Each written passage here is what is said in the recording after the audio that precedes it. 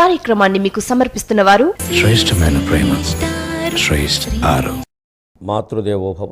నీదయ ఇట్టులున్నది నీదయ ఇట్టులున్నది ఘనీభవదాకృతి దల్చియున్న ఘనీభవదాకృతి దాల్చియున్న దేవీదయ ఇట్టులుండక కవిత్వము ఓలె సుధల్ స్రవించునా.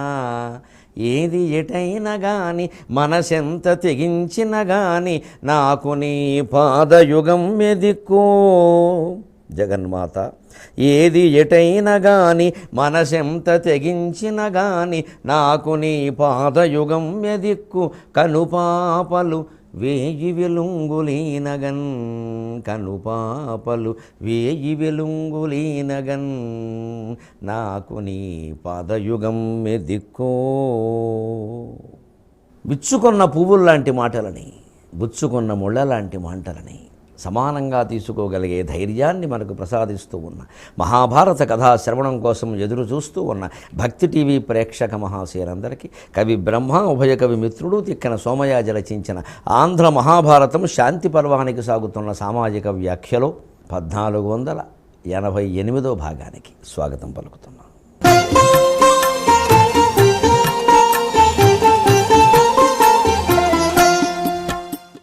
ధర్మరాజా, ఒక్క మాట ఎప్పుడూ మనస్సులో అనుకుంటూ ఉంటే మనుషులు ధర్మంగానే ఉంటారయ్యా. నాతి దూరే నృణాం మృత్యు ఇది వేదాంత రిండిమక. ఎప్పుడు సుప్తేరుత్థాయ సుప్త్యంతే బ్రహ్మైక్యం చింత్యతాం పరం. నాతి దూరే నృణాం మృత్యు ఇది వేదాంత రిండిమక. లేచింది మొదలు పడుకునే వరకు నేను ఆత్మని నేను ఈ శరీరాన్ని కాను. ఈ శరీర అనుభూతులకి సాక్షిని మాత్రమే. ఇవి నేను పొందడం లేదు. దీనికి సన్మానం జరిగినా అది నాది కాదు, దీనికి అవమానం జరిగినా అది నాది కాదు. నేను వేరే అనుకోగలిగితే మనిషి తప్పు చెయ్యడయ్యా. ఆ జ్ఞానం లేకే అజ్ఞానంలో పడిపోతున్నాడు. అనగా మర్త్యుల జీవనం అనిత్యమని ఎరిగి సుఖమునప్పుడు దుఃఖంబునయపుడు. అనగా మర్త్యుల జీవనం అనిత్యమని ఎరిగి సుఖమునప్పుడు దుఃఖంబునయపుడు. ధర్మమే మరకునికి యజ్జాతికైన ఉరవూహింపన్. ధర్మమే మరకునికి యజ్జాతికైన ఉరవూహింపన్. సరిగ్గా రోజు అనుకోవలసిన మాట, మనకి తెలిసిన మాటే అనుకోవడం కూడా తేలికే. ఎందుకంటే దాన్ని ఏదో ఒక సాంకేతికం చేసేస్తాం మనం అనుకోవడం కూడా. రోజు ఈ శ్లోకం చదువుకోండి అంటే చదివేస్తారు, దాని భావం ఆలోచించరు. రోజు ఈ దేవుడికి దండం పట్టింటే పెట్టేస్తారు, ఆయన అవతార తత్వాన్ని తెలుసుకోరు. రోజు గుళ్ళోకి వెళ్ళింటే గుళ్ళో కడతారు, తిరిగేస్తారు, ప్రదక్షిణం అర్థం ఏమిటో తెలుసుకోరు. ఆ అర్థం తెలుసుకుంటే తర్వాత ఆ పని చేయడం పెద్ద విషయం కాదు. తెలుసుకుని చేస్తే మరింత అందంగా ఉంటుంది, చేయకపోయినా పర్వాలేదు. దానంతరదే రాలిపోతుంది. ఉర్వారోకమేవ బంధనాన్ మృత్యోర్ముక్షీయ మామృత.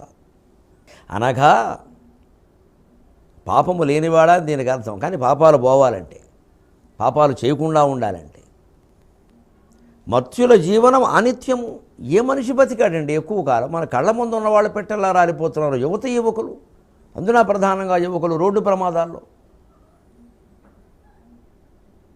ఇవాళకి నిన్న బాగున్న వాళ్ళు ఇవాళ ఒక కుటుంబం అనాథ అయిపోతుంది. కాళ్ళ పారాని ఆరకుండా. మర్చుల జీవనం అనిత్యమని తెలియట్లా. ఇవి మనం టీవీల్లో చూసిన మన ఇంట్లో జరగలేదు కదా ఏదో ఇంట్లో జరిగే కదా, అది కూడా మన ఇల్లు లాంటిదే కదా. ఏ వలకాట్లో జరగలేదు కదా. వలకాట్లో బతుకున్న వాళ్ళకి ఏం జరగవు, పోయిన వాళ్ళకి జరుగుతాయి. బతుకున్న వాళ్ళకి జరిగేవన్నీ ఇంట్లోనే జరుగుతాయి. అందుకే ఎవరైనా వల్లకాడు దగ్గర ఇల్లు కొనుక్కుంటే భయపడకండి, హాయిగా ఈ సత్యాలన్నీ అవగాహనకు వస్తాయి. మా ఇల్లు పక్కనే ఉంది, ఏం భయం లేదు, మేము హాయిగా ఉన్నాం. కిటికీ తీస్తే నాకు జాషువా గారి పద్యాలు గుర్తొస్తాయి. బ్రహ్మాండంగా ఉంటుంది, మంచి తాత్వికత, ధైర్యం వస్తుంది. ఎంతసేపు ఇది శుభం ఇదే జరగాలి, ఏది శుభం ఇదే జరగాలి. మీకు చిత్రమైన మాట ఏమిటంటే మంగళవారం పేరు అసలు భౌమవారం, అది అశుభం. చాలా కార్యాలకు మంగళవారం పనికిరాదు.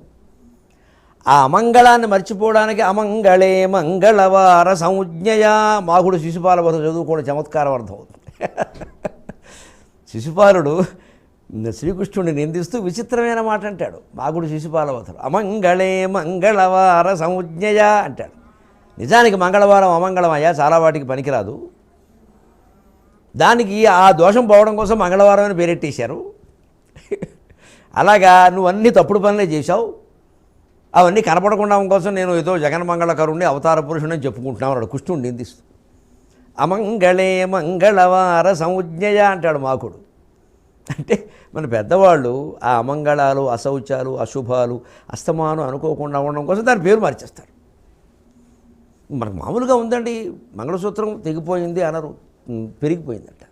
యజ్ఞోపవీతం తెగిపోయింది అన్నారు, పెరిగిపోయిందంటారు.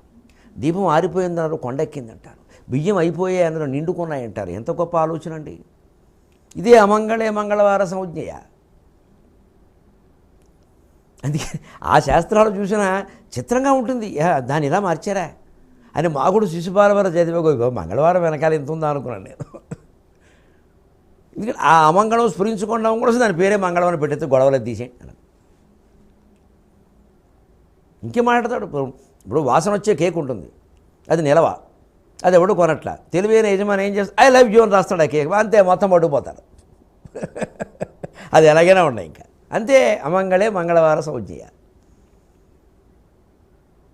ఇలాగా అనిత్యం అని ఎరిగి ముందు అనిత్యం అని తెలుసుకుంటే ఎందుకు చేస్తామంటే ఏం చేస్తాం ఈ అనిత్యమైన శరీరం కోసం? దేనికండి ఇవన్నీ?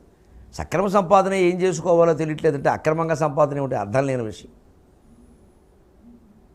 అంతంత లాభాలు అవసరమా వ్యాపారులకి? అన్ని మేడలు కట్టాలా, అన్ని ఆస్తులు కొనాలా? ఏదో విదేశాల్లో కొంటారేమిటండి, ఇతర రాష్ట్రాలు పని ఏమిటండి? అసలు ఉన్నవి సరిపోవా? ఇందులో ఏమైనా తింటామా మనం? మాకు దుబాయ్లో ఏదో పెద్ద బిల్డింగ్ ఉంది, దేనికి మనం పెడతామా, ఉంటామా? మనకి దేనికి తలనొప్పి తప్ప. ఈ ఆలోచన తగ్గించుకుంటే వ్యాపారాలు సక్రమంగా ఉంటాయి, పావలా లాభంతోనే ఉంటాయి. ధర్మశాస్త్రం చెప్పినట్టుగా సుఖమునప్పుడు దుఃఖంబున ఎప్పుడు. ధర్మం ఏమరకవునికి సుఖంలో ఉన్నా సరే దుఃఖంలో ఉన్నా సరే ధర్మాన్ని విడిచిపెట్టు. ఓసారి వైరాగ్యంలో పడి మనం ధర్మకార్యాలు అంటే ఇంట్లో చేయవలసిన నిత్యకృత్యాలు కొన్ని మానకూడదండి. ముఖ్యంగా బ్రాహ్మణులకి నాకు తెలిసి ఎన్ని ఉన్నాయండి సంధ్యావందనాదులు, నిత్యకృత్యాలు, నిత్య నైమిత్తికాలు. ఎంత దుఃఖంలో ఉన్నా మానకూడదు. మనకేదో దుఃఖం వచ్చిందని పండగలు చేసుకోవడం చేసుకోవాలి. ఈ దుఃఖం తాత్కాలికం. పండగలు చేసుకుంటూ ఉంటే ఆ దుఃఖం మర్చిపోతాం. అందుకే మనకి తండ్రి పోతే కూతురికి పెళ్లి చేయమన్నారు, కొడుకు చేయొద్దన్నారు. కూతురికి పెళ్లి చేయమన్నారండి, చేయించండి ఆ ఏడాదిలో. ఎందుకని? కూతురు పెళ్లి మన ఇంట్లో జరుగుతుంది, కొడుకు పెళ్లి వేరే ఇంట్లో జరుగుతుంది. దీంట్లో రహస్యం ఇది.